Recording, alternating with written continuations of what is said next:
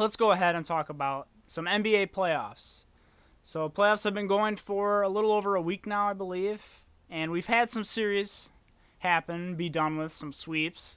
So let's go ahead and talk about what's already said and done. First, let's go over to the Eastern Conference. We had the Toronto Raptors sweeping the Brooklyn Nets in 4 games. And it was expected that Toronto would beat them. I think everybody kind of figured this would happen, but not this bad. But to be fair, the Nets are plagued with injuries. There's no KD, no Kyrie Irving, no Jamal Crawford, who they just signed, and no DeAndre Jordan as well.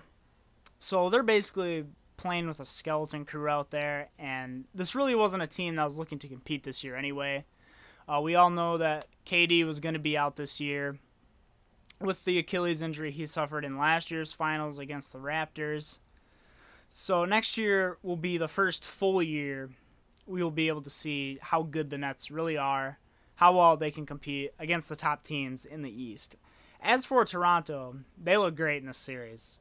They had 4 players averaging over 17 points a game, and two more players, that averaged over 10 a game. Really flexing their depth in this series. Showed their teamwork as well.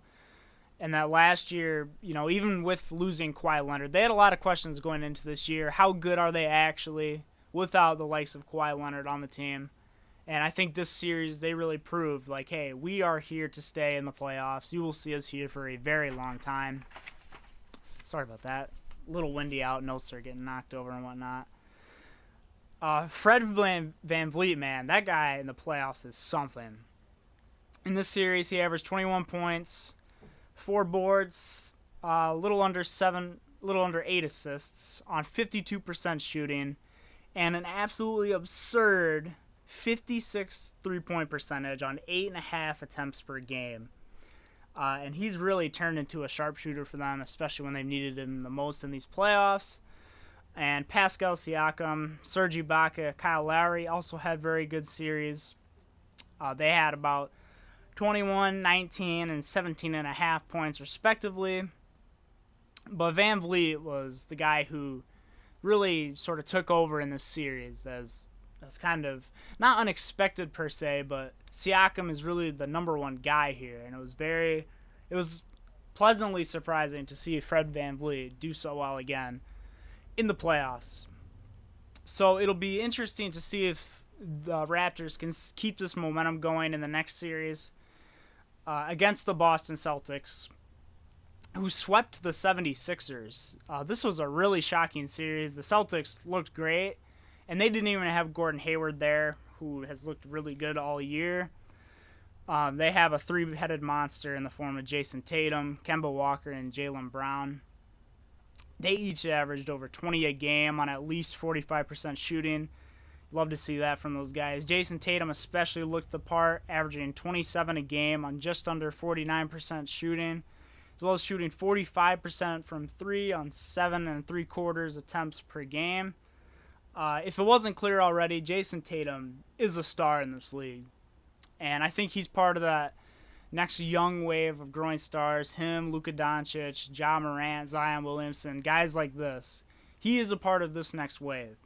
So really be on the lookout for Jason Tatum and make some moves in the next coming years in the playoffs.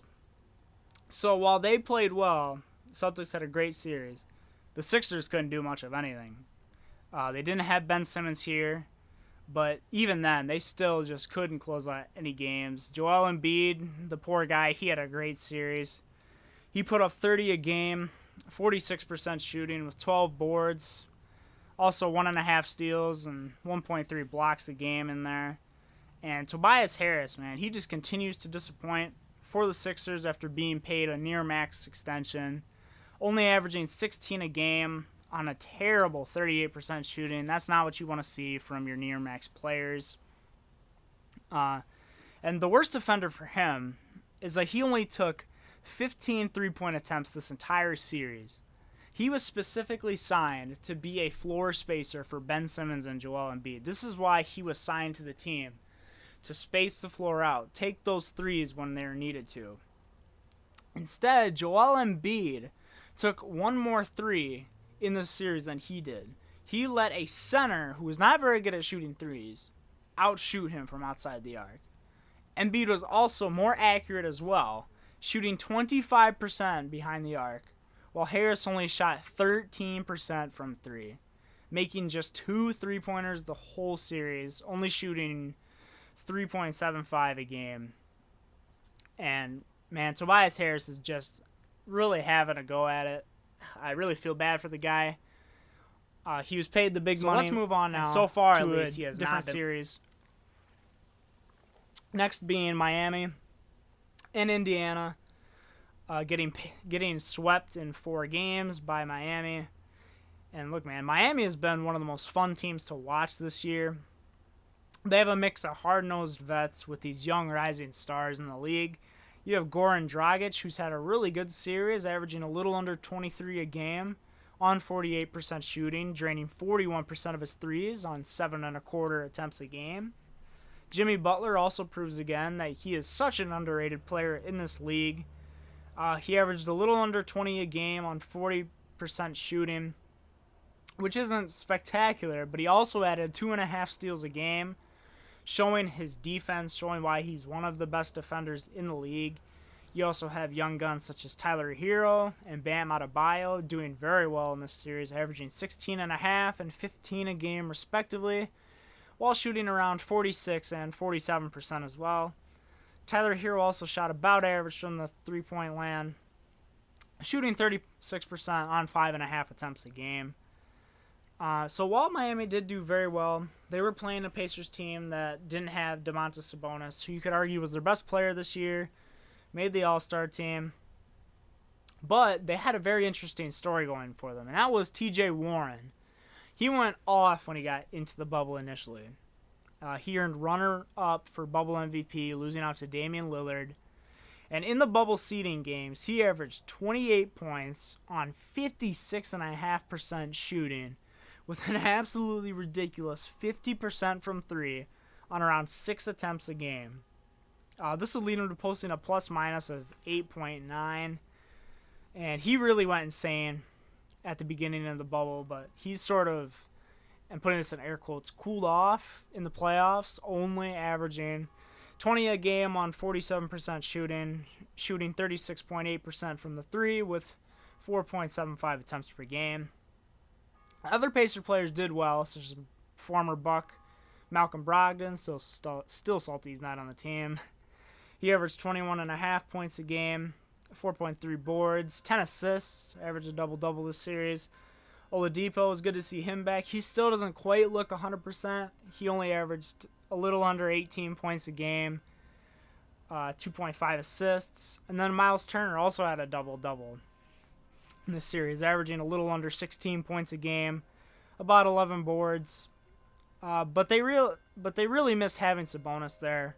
Once again, was an all-star this year. He averaged 18.5 a game on 54% shooting, and also had 12 boards on the year per game. So with Sabonis, perhaps the Pacers would win a couple of games from Miami, but as a team that only has one player over the age of 30 on the entire roster right now, this is a team that still has yet to hit their full potential, and you can expect them to see them competing toward the top of the Eastern Conference for a while.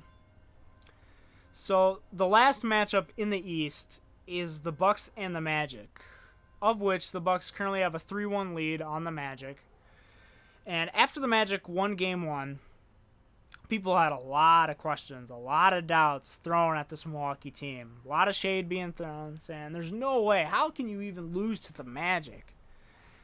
And they quickly silenced those, I believe, in the games following, because they've won every game since.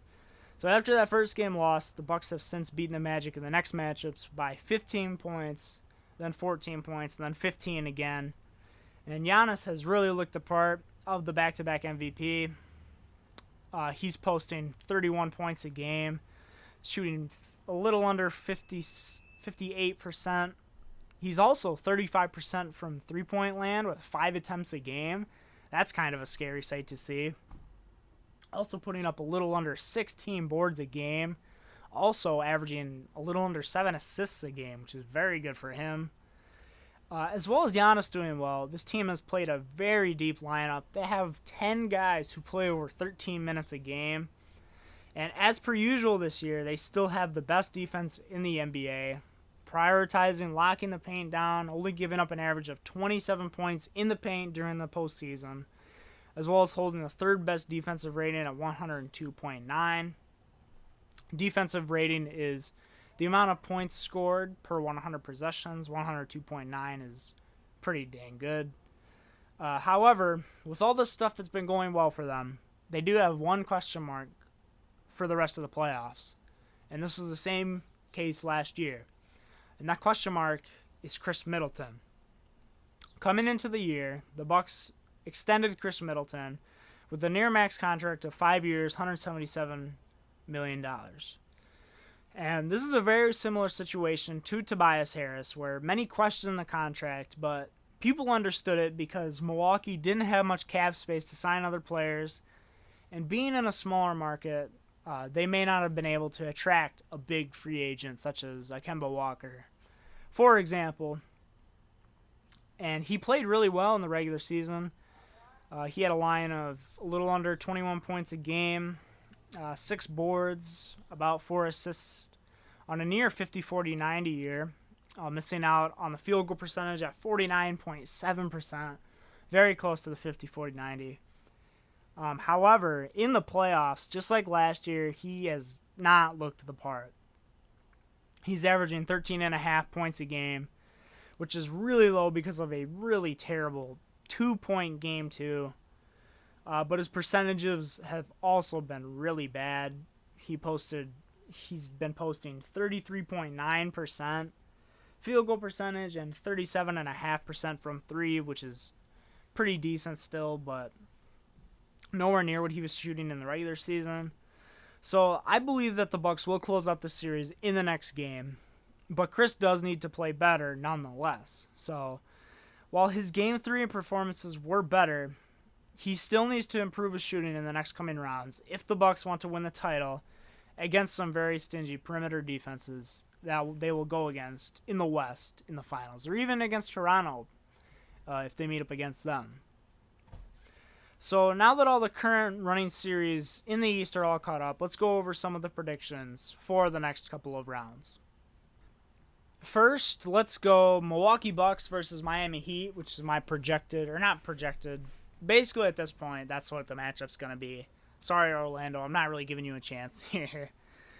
This is basically a battle of two deep teams, and they each have their different strengths. So let's go ahead and look at the lineups, some offense, some defensive notes, and then I'll see who I have winning the series. So the lineup Milwaukee's been running in the playoffs, they have Eric Bledsoe at point, Wesley Matthews at shooting guard, Chris Middleton, small forward, Giannis at power forward, and Brook Lopez at center. Some guys coming off the bench at guard include George Hill, Dante DiVincenzo, and Pat Connaughton. At the forward position, you've got Kyle Korver, Marvin Williams, and Ersan Ilyasova. And then for some centers, you can expect to see Robin Lopez and DJ Wilson. This roster has a top 5 player on it, top 3, you could argue, at any moment in time, and some stellar defense. As previously stated, Giannis has been doing Giannis things in the playoffs, and the Bucks have been squashing the Magic so far. Once again, they have 10 guys playing 13 minutes a game, keeping the roster fresh, as well as their star, Giannis, only playing 32.5 minutes per game in the playoffs. So this has been their game plan kind of all year, though. So what they'll do is they will smash their opponent in the first 3 quarters. They will just all gas, no brakes, just continue to lay it on whoever they're playing. And then in the last quarter, this allows them to rest their key guys such as Middleton, Bledsoe, Giannis, and have basically a full fourth quarter of garbage time because they've just beaten the crap out of their opponents. So this works well in the regular season, and it works well in the first. It's worked well in the first round after that poor first game. But this won't work down the road. I don't even think this will work against this Miami team. They will definitely have to take a different approach. So for their offense, layups and threes, that's basically all that the Bucks like to shoot. So Giannis will smash the paint, get at opponents, just relentless from there. And when he's stuffed, when they build a wall around him, the ball is kicked out to oodles of shooters on the edge. Offensive rating, which is points scored per 100 possessions, in the playoffs for the Bucks is 111.3, which ranks them 10th in the category during the playoffs, so not the best. But they do have the highest pace, not only in the playoffs so far, but in the whole year, which is the amount of possessions the team uses per game at 105.5 this season. So they play really fast. They really like to play at a breakneck speed, beat you down with their depth. One thing that could cause for some concern is that they've had a lot of turnovers early in the playoffs. They have the worst turnover percentage at 16.3%. As for their defense, they have, for my money, the best defense in the league. They prioritize the paint. They don't let teams get easy buckets. They have a defensive rating, or once again, the points allowed per 100 possessions, of 102.9, third best in the playoffs so far. So their defense is looking really good. Giannis just won Defensive Player of the Year. I think he deserved it. Maybe that's a little biased being a Bucks fan, but you can argue with me in the comments if you want about that. I'll gladly give my side of things. So now let's go ahead and we looked at the Bucks. Let's see what the Heat have. Lots of depth at all. Once again, lots of vets, lots of young guys in the mix. Their lineup they've been going with in this playoff series, they've had Goran Dragic at point guard, Duncan Robinson at shooting guard, Jimmy Butler and Derrick Jones Jr. at the forward spots, and Bam Adebayo at the center. Some key players off the bench, Kendrick Nunn and Tyler Hero. Kendrick Nunn would normally be starting, but he had left the bubble. Andre Iguodala, Jay Crowder, and Myers Leonard are guys in the forward spots you can expect to see off the bench, and Kelly Olynyk is their backup center. So they have lots of interplay between the guards and Bam Adebayo, playing what they call a space and pace system. So for their offense, they have guys such as Duncan Robinson and Tyler Hero being very dangerous on the perimeter. But they also have a force inside with not the tallest guy in the league in there, Bam Adebayo, but just he has one of the highest motors of anyone you will see in the league. And he sort of embodies the signature Heat culture, which is key for this to work with great teamwork, good hustle, high energy play. You know, if you don't play hard, you're going to go on the bench. That's how it's always been under Spoelstra. That's how it's always been under Pat Riley. And you can really see this. In the playoffs, they have an assist percentage of 64%, and that is fourth best among teams in the playoffs. They've also grabbed the best percentage of rebounds, once again showing their hustle at 55.3%, the absolute highest number of any team. Defense, they're also very good, once again. High motor, hardworking guys, such as Jimmy Butler. They have a defensive rating of 103.9, third highest in the playoffs, giving them a net rating of 8.8, which is offensive rating minus your defensive rating, of 8.8, which is fifth best in the playoffs. So between these two teams, who do I have winning? I have the Bucks winning this in 6 games, and here's why. So while the Heat had the hustle and shooting to match the Bucks in those categories, such as, you know, fast break, things of that nature, the Bucks are overall just a deeper team, as well as having a harder defensive matchup in Giannis Antetokounmpo, because while Bam Adebayo does play really big, plays really strong, gets a lot of blocks a game, he's only 6'9" at the end of the day. When you have a guy such as Giannis at 7 feet, who has moves like a point guard basically, dunking all over you, this will be his toughest defensive matchup to date. But honestly, this series depends on one person, and that's going back to Chris Middleton. If he can give the Bucks 20 a game, they should be good to move on. But if not, they will need the help of other players to step up in this series. So next up, let's take the next projected series. Actually, this one isn't even projected. Both these teams have won already. The Boston Celtics versus the Toronto Raptors.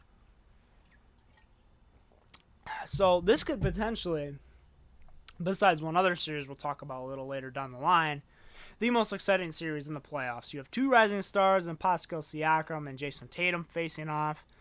And I believe this will be like the first meeting of many between these two guys. Really looking forward to seeing that in the Eastern Conference. So let's go ahead and look at the Raptors first. Point guard, you have Kyle Lowry, Fred VanVleet at shooting guard, Oju Anunoby at small forward, Pascal Siakam playing power forward, and Marcus Gasol at the center position. Guys off the bench you can expect to see Norman Powell, Terrence Davis, Matt Thomas, all at the guard position. Pat McCaw is currently out. You also have at the forward spot Rondae Hollis-Jefferson and Stanley Johnson. And then the backup center is none other than Serge Ibaka. And Siakam is the obvious star here, but Fred VanVleet, man, he's been a scary sight in these playoffs so far. So offensively, they are a very efficient team. They play very good team basketball, almost Spurs-esque basketball. That's the name of the game for them. They have the second highest offensive rating in the playoffs at 122.9, as well as playing some good team basketball, assisting each other 67.8% of the time in the postseason. Once again, this is against a broken Nets team, however. They also play very low mistake basketball. They have a turnover percentage of 10.1 so far in the playoffs, as well as a league best 2.54 assist to turnover ratio in the playoffs. So doing very well efficiency-wise. They also shoot very well. They have an effective field goal percentage of 59.2 in the playoffs. This is second highest for them, or out of any playoff team. And defensively, they're very solid. They have lots of stronghold guys. They have the second best defensive rating in the playoffs at 102.4, as well as allowing the second least amount of points in the paint at 32 a game. But once again, against a crappy Nets team. No offense, Nets. And they are very good at making opponents miss during the playoffs, with an effective field goal percentage at 48.2 for their opponents, which is the third lowest so far. So now let's take a look at who they have to go up against. The Celtics lineup, you have Kemba Walker and Marcus Smart at the guard positions, Jaylen Brown and Jason Tatum at small forward and power forward, and Daniel Theis at center.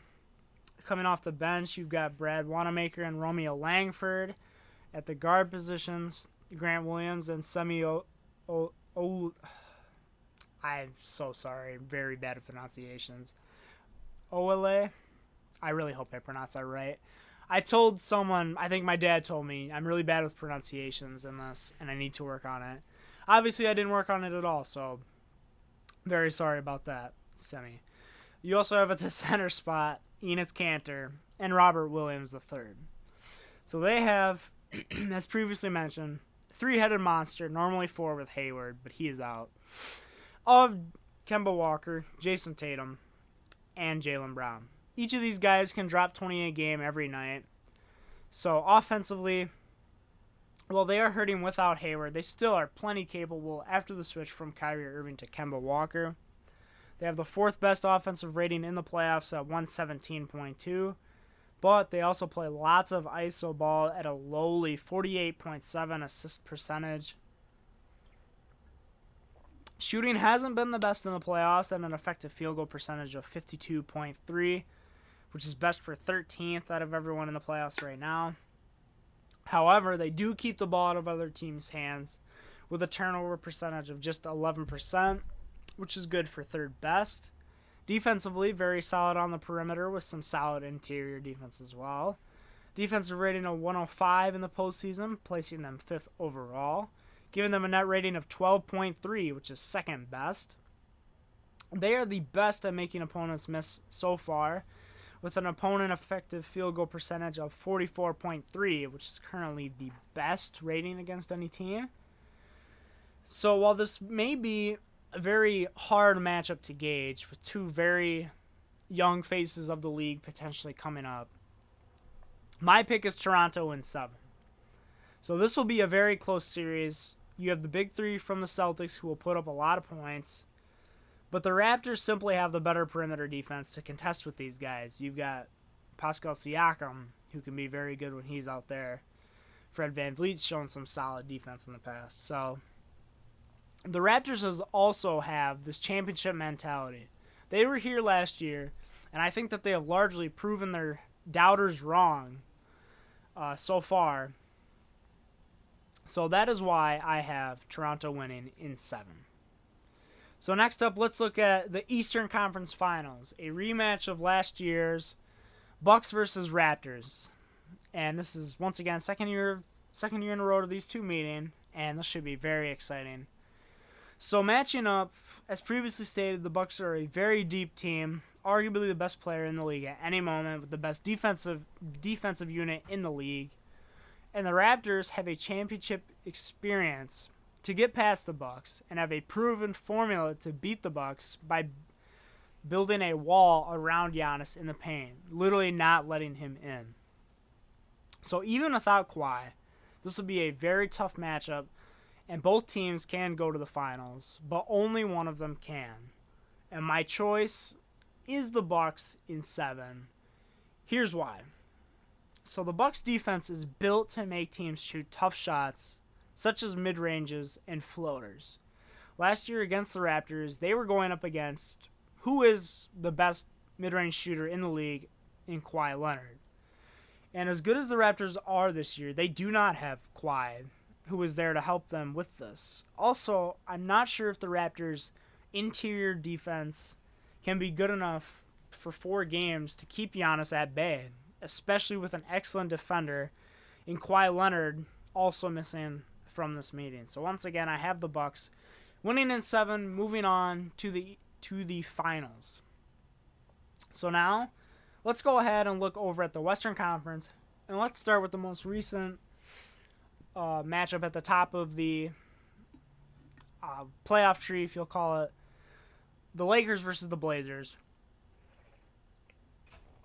So the Lakers have been winning the series 3-1. They have the best player in the league, LeBron, leading a charge in the postseason after a very disappointing first year.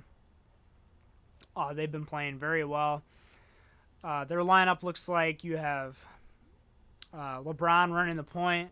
You have KCP, Kentavious Caldwell-Pope at shooting guard, Danny Green, small forward, Anthony Davis at power forward, and JaVale McGee is their starting center.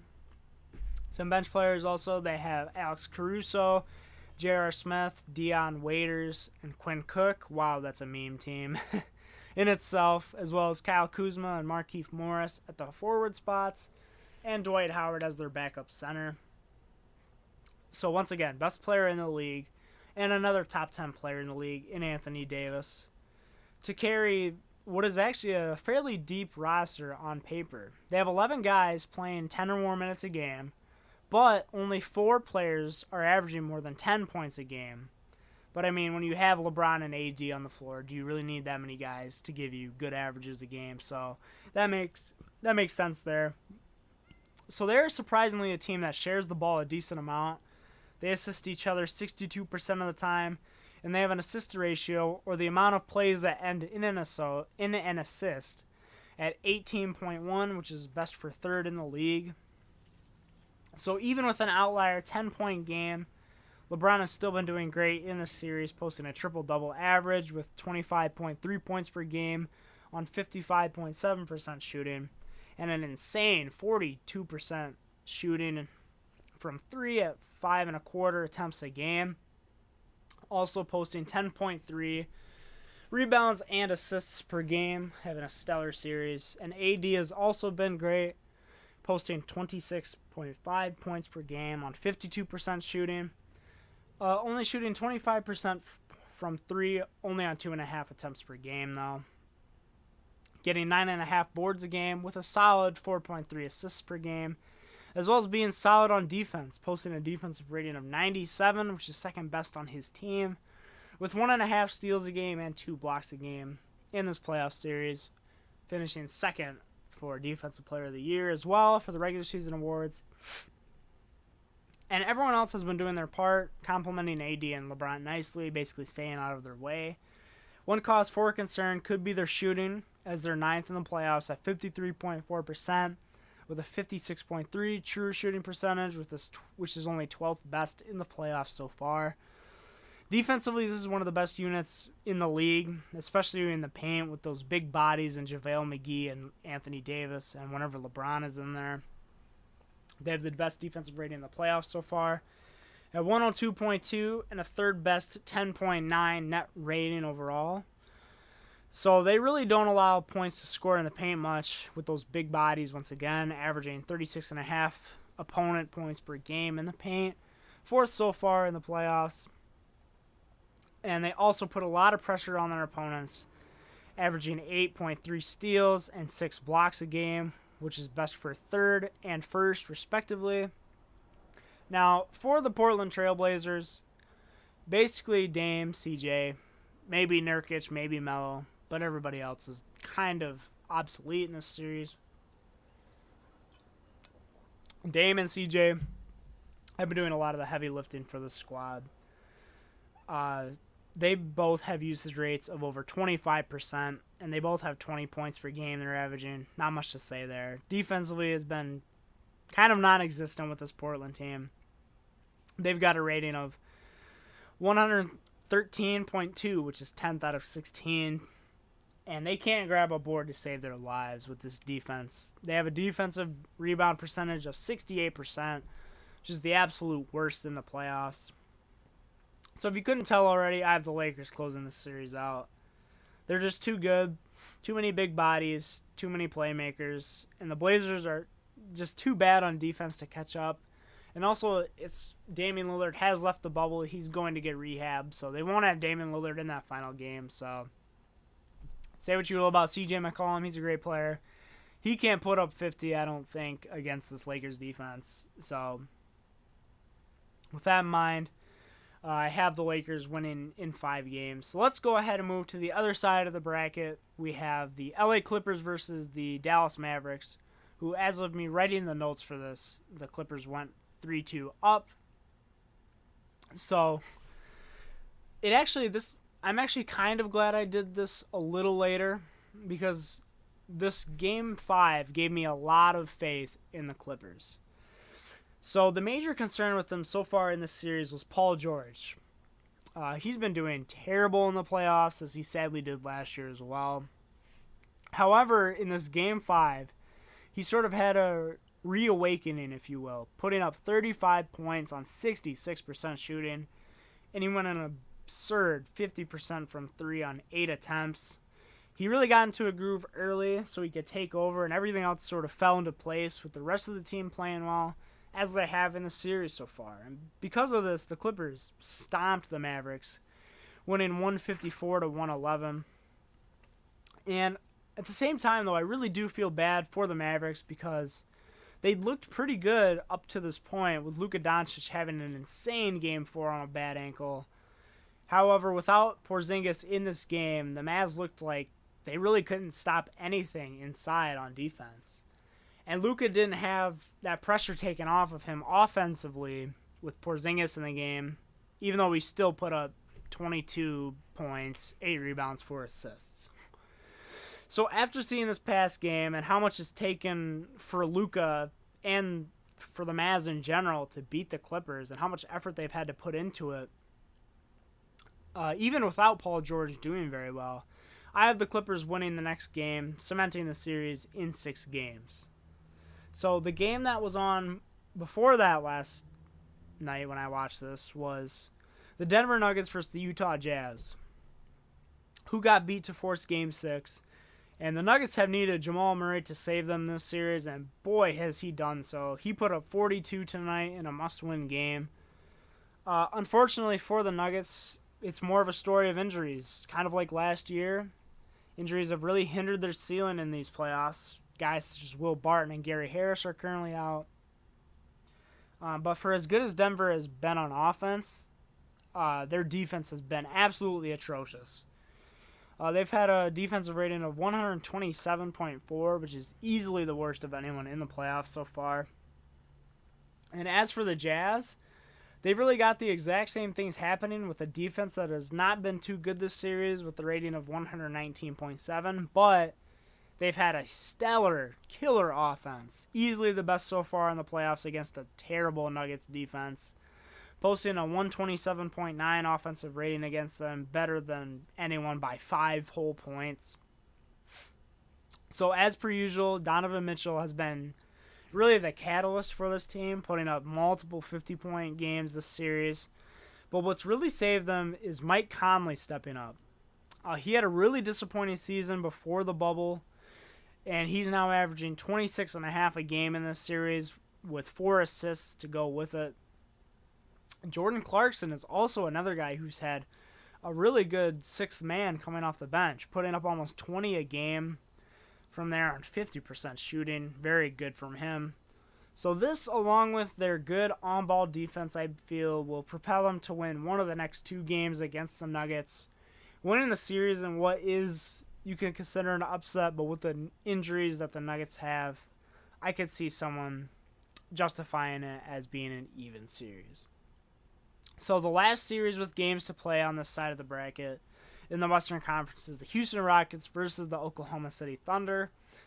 And this has been a great series so far. Both sides having known each other, from Chris Paul playing for the Rockets last year, being traded for Russell Westbrook, who's been on the Thunder every year of his career except for this year when he got traded.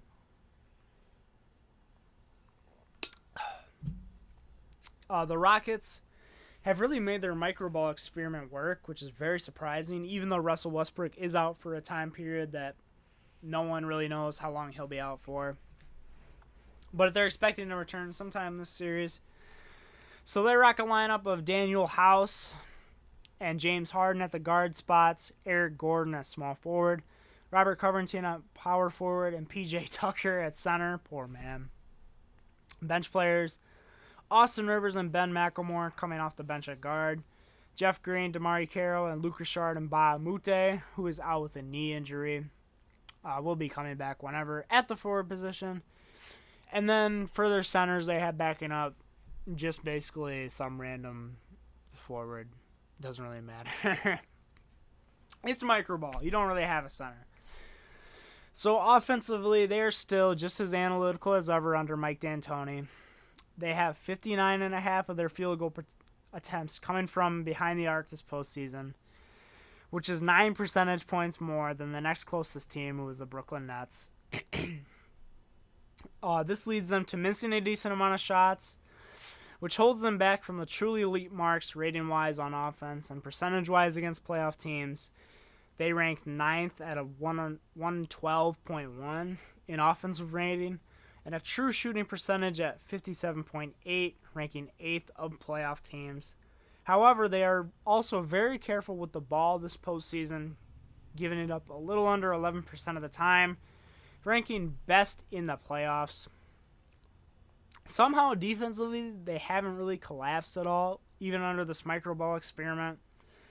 They ranked 6th in defensive rating at 108.3 in the playoffs with a 3.7 net rating so far. However, you can see where the micro ball sort of takes its toll on this team, as they've only grabbed 45% of their boards, second lowest among playoff teams. So the small ball does allow them, however, to get back on defense better, giving them the league best 9.5 opponent points off of turnovers, and a second best 6.3 points on opposing fast breaks. So now let's look at their opponents, the Oklahoma City Thunder, who are actually having a very good year in one of the most surprising campaigns of anyone really in basketball this year. So their lineup: Chris Paul and Shai Gilgeous-Alexander, point guard and shooting guard. Lou Dort has been starting at them as small forward. He's a very good story. We'll talk about that a little bit. Danilo Gallinari at power forward. And Steven Adams normally starts here, but he's got a bruised knee, so we'll see if he comes back at the center spot. He should be back this series. I hope he's back this series. He's a great player to watch. On the bench, Dennis Schroeder, who just left the bubble on parental leave. He will probably not be back. Hamidou Diallo, also at the guard position. You have Andre Roberson, Darius Bazley, Terrence Ferguson, and Mike Muscala as well at the forward spot. And then Nerlens Noel is the backup / now starting center. So CP3 is having something of a revitalization after what happened last year in Houston, as many people thought that he was done in the NBA at an elite level. And he's proved everybody wrong this year by leading a young Oklahoma City team it suddenly has one of the best outlooks in the entire NBA. So CP3 put up a line of 17.6 points per game on 48.9% shooting, shooting 36.5% on 4.3 attempts from three, 5 rebounds, 6.7 assists per game, and 1.6 steals. And the most important stat is he played 70 games this year. In the last 3 years, he only played 61, 58, and again 58 games respectively. And in the playoffs, he has only been better, showing his experience, putting up 21.5 points on 50% shooting, shooting 34.6% from three on 6.5 attempts per game, grabbing 7 boards, 4.5 assists per game, once again 1.5 steals, and some great defense as always from him. And he's been the leader this team has needed, especially for a young, thriving Shai Gilgeous-Alexander, who could get serious most improved player looks, although I'd give it to some other people first. His regular season line, he had 19 points a game on 47% shooting, shooting 34.5% from three on 3.6 attempts per game, getting 5.9 boards along with 3.3 assists per game, and 1.1 steal a game. And he's only gotten better on the big stage in the postseason. So his playoff line, he's shooting 20.3 points per game, shooting 45%, and shooting an excellent 40.9% from three on 5.5 attempts. Also grabbing 7.3 boards with those big long arms and getting 3.8 assists per game. Also getting 1.3 steals a game, and has shot 18 of 19 from the free throw line. Very good stat line there. And this, to me, just puts confidence in him, in his ability to perform on the big stage in the postseason going forward. And with a great mentor in CP3, there's no reason he can't become one of the young bright guards in the NBA like a Ja Morant. And as for their defense, they have solid one-on-one guys everywhere. CP3 might be one of the best defensive guards in the NBA of all time, honestly. Even still at 35 years old. And Shai is also a solid defender with a very long wingspan. They've also been getting a surprise in the form of Lou Dort, who's been playing excellent defense for them against James Harden this series as a two-way player. He was drafted this year, and he has quickly become one of the surprises of their year, along with Shai Gilgeous-Alexander. So even with this feel-good story from the Thunder, really want to root for them. I still have to give the advantage to the Rockets in 6 games. Mainly because they still haven't had to play against the Rockets with Russell Westbrook, who adds a whole nother intensity to this offense, as well as a spark for the team as a whole. This, along with the fact that the Thunder are missing Schroeder for the time being, another spark guy off the bench, it looks like the Thunder may have to wait another year to show off what they can truly do in the playoffs. So let's go ahead then and move on to the next projected series in the playoffs. At the top of the bracket with the Lakers versus the Rockets. Once again, you have LeBron and AD with a solid supporting cast of players against the microball experiment of Houston that somehow hasn't fallen on its face completely yet. So who do I have winning? I have the Lakers in 6, but I have it as an easy 6, if that makes any sense whatsoever. So if you're savvy about numbers, watch AD in this series. He will probably be eating Houston alive, just like he did in the regular season against his microball team. This is the Rockets' biggest weakness. They have no interior defense really now. PJ Tucker, as scrappy of a defender as he is, he just can't deal with guys such as AD who can also shoot over him. So if you have a team who has a dominant big man, such as AD or someone like Giannis, they might be, they're going to have their way with this team. And that means they have to rely on stellar offensive nights in and out, which just isn't viable against a very good Lakers defense. So they'll get hot a couple of games. Harden will do his thing, so he'll probably drop a couple of 50-point games, and everybody will ooh and ah at it. But when the Lakers win their games, it's going to be in blowout fashion. So I once again have them winning in 6 games. So let's move on to the next series. Los Angeles Clippers versus the Utah Jazz. So this series will be a test of the wings, mainly on the Jazz side of things, to see how good Donovan Mitchell is. So let's look what he's been going to have to go up against in the Clippers. Didn't really talk about them in depth earlier. We'll talk about that now. Guard, Landry Shamet and Paul George. Forward positions, Kawhi Leonard and Marcus Morris. You have Ivica Zubac at the center spot. Some key bench players for them, Pat Bev, who is currently out with a calf strain. He'll be looking to come back sometime in the near future. He'll probably be back for this series when they play it. Lou Williams, one of the best 6 men in the league, and Reggie Jackson at guard. Forwards, you have JaMychal Green and Pat Patterson.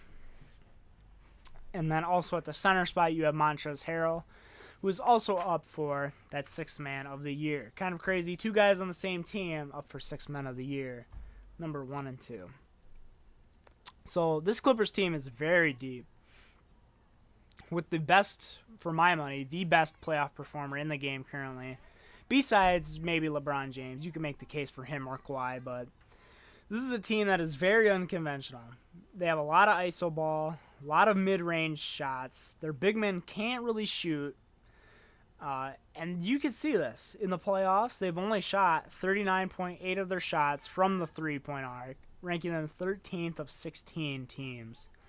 But that really doesn't matter, because when you have a guy like Kawhi Leonard, who is the best mid-range shooter currently in the game, and proved last year that it can still be a viable option for the playoffs when analytics are thrown out of the window. We saw this last year with him. And while PG has been having a bad series, he did come back in a big way against the Mavs, as previously mentioned. And I think that this was a very good sign of confidence from him. And I put stock into this, and I really do believe he can put up big numbers going forward for them. Defensively, this is the toughest perimeter unit in the league. You have Kawhi Leonard, best defender in the league. Super long arms, large hands, just grabs the ball from anyone.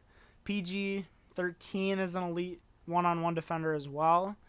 And whenever Patrick Beverley comes in, he'll be like the junkyard sort of grit and grind guy player that he's always been, scrapping away during the game, diving for loose balls, and in general getting in his opponent's head. We've seen this time and time again with Pat Bev. And Ivica Zubac isn't the worst defender in the league, as he's got the size to contest shots, but this is definitely their weakest area. But Montrezl Harrell does bring pretty good spark off the bench, getting a couple blocks here and there. So now, let's see who that defense has to go up against in the Utah Jazz. So they've got Mike Conley at point guard, Donovan Mitchell at the 2, Joe Ingles, Royce O'Neal at the 3 and 4, and Rudy Gobert starting at center. Some key bench players to look out for. At guard, Jordan Clarkson and Emmanuel Mudiay, as well as Georges Niang and Juwan Morgan at the forward spot, and Tony Bradley backing up at the center position. So offensively, Donovan Mitchell has the keys to this offense. Get out of his way. His usage rate is 37.6%, easily the highest on this team in the playoffs. And the next closest player, Jordan Clarkson, is only at 26.6%. He's been really good in the playoffs, putting up 37.5 points per game on 54.5% shooting 51% from three-point line on 8.5 attempts a game. Absolutely insane stuff. With 4 boards, 5.5 assists to go along with it. Some very good free throw shooting at 93.9% on about 10 taken per game. Really stepping up when he needs to, going to the line a lot, knocking those shots down. He's really showing his colors, I think, as a true threat in the playoffs, but he isn't the only one on this team. You have Mike Conley, who has been really good this series, putting up 23.3 points per game, a little under 58% shooting, 59% from three-point land on 4.5 attempts a game. Also throwing in about a rebound and a half a game with 4.3 assists. And he's done a really good job as a solid setup man to Donovan, as well as being a spark player when their minutes are staggered and he's the only one of the 2 on the floor. Rudy Gobert has done his thing too, averaging a double-double with 17.6 points per game, 10 boards, and 1.4 assists per game. But the main storyline, besides Mitchell, has been Jordan Clarkson, who has really been very good off the bench. His line has been 19 points per game, shooting 48.6%, also shooting 39.5% from 3 on 7.5 attempts per game, throwing in a couple boards and assists per game as well. He's been a perfect scoring spark for them off the bench. And defensively, they haven't shown it in this series very well, but they do have some very good defenders starting. Rudy Gobert is always a Defensive Player of the Year candidate with the way he locks down the paint. Donovan Mitchell has really come into his own as a very solid defensive guy who really doesn't take many plays off. Mike Conley has always been good on defense, and Joe Ingles is also a very good one-on-one defensive guy. One area they have struggled in, surprisingly, is getting rebounds against this Nuggets team, as they only have gotten 69.5% of them in this series, ranking 14 out of 16. They also haven't forced many turnovers, only getting 5.8 steals and 3.2 blocks a game, respectively, being 12th and 15th in the playoffs. So while Utah might have a game or two where they go off defensively, or Donovan Mitchell carries them with another 50-point performance, I have the Clippers winning in 5. The Clippers are simply too good of a defense that can at least slow down Donovan Mitchell a little bit and hopefully keep Mike Conley and Jordan Clarkson at bay. However, this will be a really good series to judge how good of a player Donovan Mitchell is and how far he has come personally. He's going up against the best perimeter defense in the league, and depending on how well he does, how much of an impact he has, he can really take that next step into the upper echelon of truly elite players in the league. So even though the Clippers may win this somewhat easily, I guess you could say, the series, it'll still be exciting to watch the stars in it nonetheless. So now for the series that will most likely be the most exciting in these playoffs. That being the Battle of LA, the Lakers versus the Clippers. First things first. Clippers are very lucky this is being played in the bubble. Because otherwise these would all be home games for the Lakers, because this is just how it is with the amount of support that the Lakers have in LA. So it honestly, just the way that the home games go for the Clippers, I'm very surprised that they haven't moved out of the Staples Centers yet, or at least gone to a different city altogether. So either way, besides the point, this will be a great series to watch. You've got LeBron James versus Kawhi Leonard, the two best playoff performers in the league currently. Anthony Davis versus Paul George. Can they both step up in different ways? Paul George has been here before, but against, those Miami teams, I think he was in the Eastern Conference Finals. Really didn't show out last year with the Thunder in the playoffs. And Anthony Davis, he's never been here before. Can he prove himself to being a great playoff player in the second round, in this going deep into the playoffs? How well can Anthony Davis do? Whose defense will prevail as well? You both got the paint-clogging Lakers or the very savvy perimeter defense of the Clippers that just won't go away. Very interesting matchups to watch for. And although the series will go 7 games, I have the Clippers winning it. And here is why. So, simply put, they have the tools, what it takes to stop LeBron. And they proved that this year when they went against him even. So, the Clippers played against LeBron 4 times, tied for the most he's played against any team, largest sample size. And LeBron put up his 5th worst point total at 21.3 points a game. And it is absolute shooting performances, no matter what statistic you use to measure it. Pardon me. Losing my voice a little bit. A little hot outside, sorry. Anyway, worst shooting performances for LeBron. Regular field goal percentage, 36.7. True shooting percentage, 47.5. His 3rd worst against any team he's played. And his effective field goal percentage is 41.2 against the Clippers. And he also has the lowest plus-minus of any team he played at negative 0.7. When is the last time you saw LeBron have a negative plus-minus against a team? Once again, this is in 4 games. This is the largest sample size we've seen LeBron play against any team. And this isn't meant to really be a dig at LeBron. If anything, this is rather a compliment. Sort of showing the lengths you have to go to stop a LeBron-led team in the playoffs. And the only way you can truly ever stop a LeBron-led team in the playoffs is by beating LeBron himself. So I still have them going the full 7. LeBron will have his heroics. He will put up some impressive performances. He'll put up like some 35, 5, and 10 games. He'll put up some triple-double games, something like that. But even if he doesn't, AD will surely have some great performances as well. But what the Clippers have is something not many teams have, which is a proven track record this year of slowing King James down. So now we have reached the finals. We have reached the final matchup, Clippers versus Bucks for the title. So who wins it? Who's going to win this battle? You have a young Bucks teams with what seems like plenty of playoffs to go, plenty of finals appearances that they will, hopefully as a Bucks fan, make. Any Clippers team who really this year sort of went all in. They're really gearing up and hoping the next couple of years they can bring multiple titles to LA, to the red and blue. Who do I have winning it? It pains me to say this as a Bucks fan. I have the Clippers winning in 7.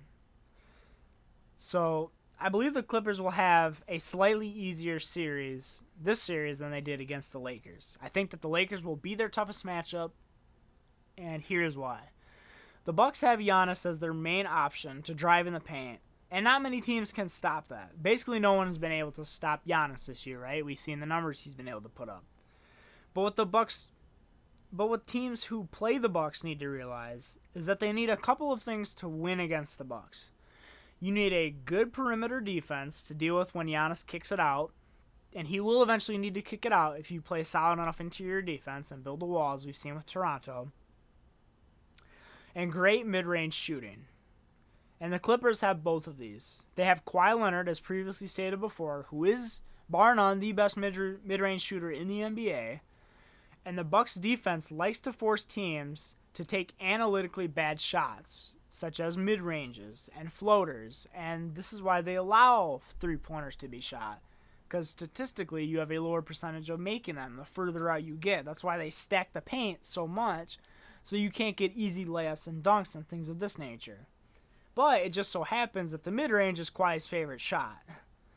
So over the course of the year, Kawhi has shot 355 threes, which is the most he shot of any different shot category, which makes sense. It's a three-point shooting league. And then the next most shots he has taken has been 275 shots between 10 and 16 feet, of which only 22% of those were assisted shots versus 65% assist rate he got from his three-pointers. Meaning that when he has the ball in his hands, top of the key, or at the perimeter, wherever, he has a choice where to shoot the ball. That is where he wants to shoot it. That is his shot, is the mid-range. Also, we've seen him dominate the Bucks last year. He put up almost 30 a game on 44% shooting about 34.5% on threes on 5 attempts a game. So once again, that's not what he likes to shoot. He likes mid-ranges. Almost grabbing 10 boards a game, 4 assists, and with a stellar 2.2 steals and a block a game to go with it. So while I love the Bucks, they're my team, and if they win, I might do a naked lap around the block. I don't know. But as much as I would love to see them win this series, I just can't have them beating the Clippers, even though I do believe they will take them to 7 games.